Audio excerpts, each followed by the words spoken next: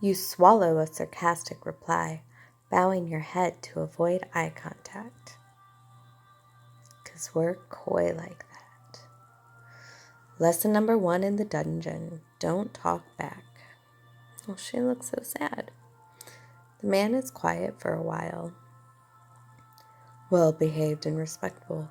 You're starting to look like a good candidate. The man flips through the pages of the folder, seeming to speak more to himself than to you. It's not a good sign. You've been tried and found guilty for murdering General Brazel's only son, Rayad. That explains why Brazel's here this week and why he's so interested in the execution schedule. Upon hearing Brazel's name, fear coils in your stomach. You steady yourself. Soon I'll be out of his reach forever.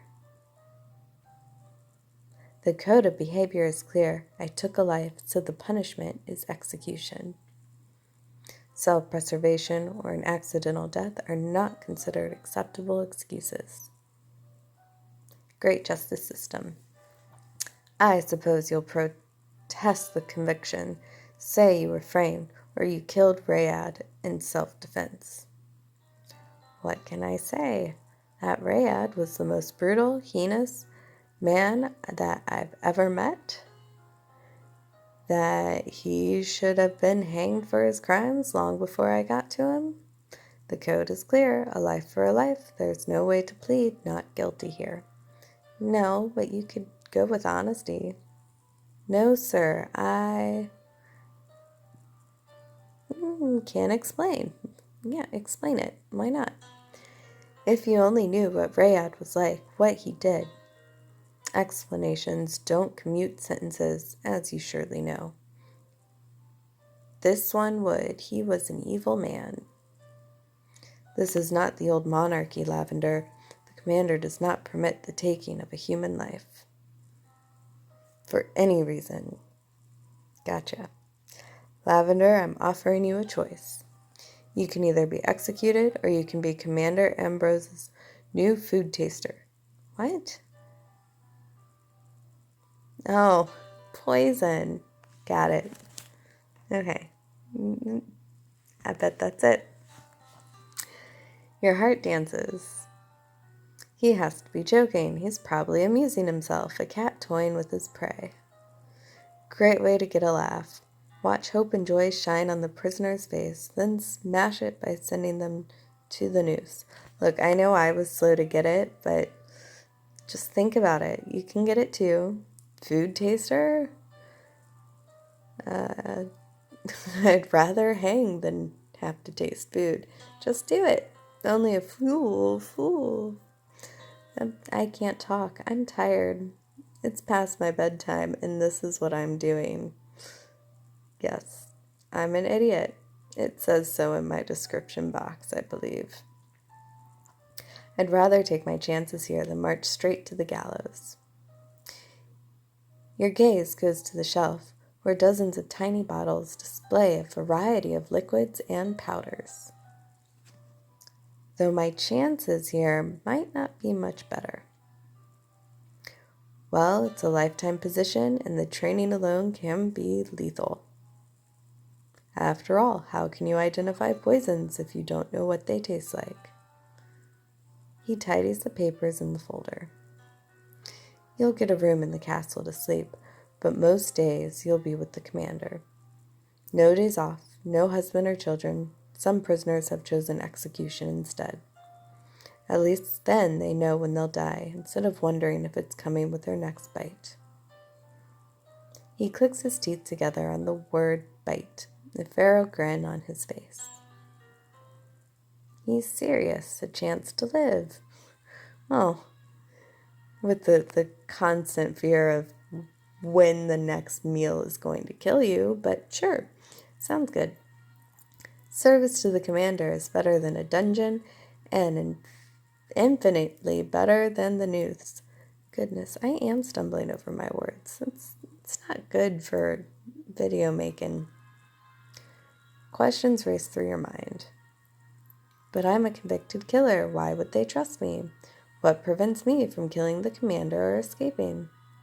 Not that I can ask those questions. He'd just send me back to the gallows.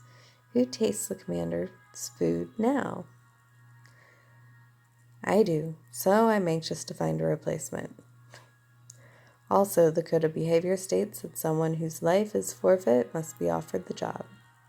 Interesting. No longer able to sit still, you stand and pace around the room. Map shows strategic military positions. Book titles deal with security and spying techniques. The conditioned amount of candles suggests someone who works late into the night. You look back to the man in the advisor's uniform. He must be Valek, the commander's chief of security and leader of Ixia's intelligence network. I've heard about him. He's called the most dangerous man in Ixia. Great name. They say the commander never could have completed the takeover without him, that he's the only person the commander truly trusts. So, Lavender, what shall I tell the executioner? Tell him... Oh, I gotta spend my coupon for this one. Alright, do I have a choice? Probably doesn't matter. Valak raises his eyebrows, seeming amused. Of course, you can decide to die. So no real choice at all. No, it's not a bad choice, you know? You want to die or you want to eat food and risk dying. Taste food, not even eat it, just taste it. Valak snaps the folder closed and walks to the door, his stride as graceful and light as a snowcat traversing thin ice. The guards waiting outside snap to attention when the door opens. Unchain her. The guard enters and removes the manacles from your ankles and wrists, leaving raw flesh in their wake. You touch your wrists, feeling skin where there used to be metal. Your fingers come away, sticky with blood. Free. I feel as if I could float away or pass out. When you regain your composure, you notice that Valak has brought in a broad, older woman with a stern face. Marg will take you for a bath before we proceed. I must look and smell even worse than I feel. Yes, sir. With that, Marg plunges into the hallway, leaving you to hurry after her.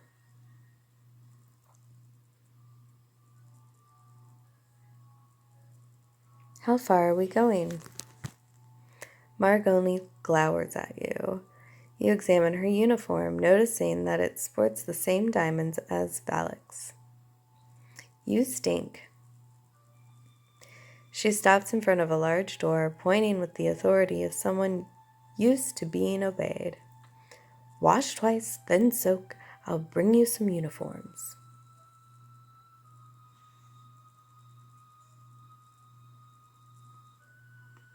You step inside to see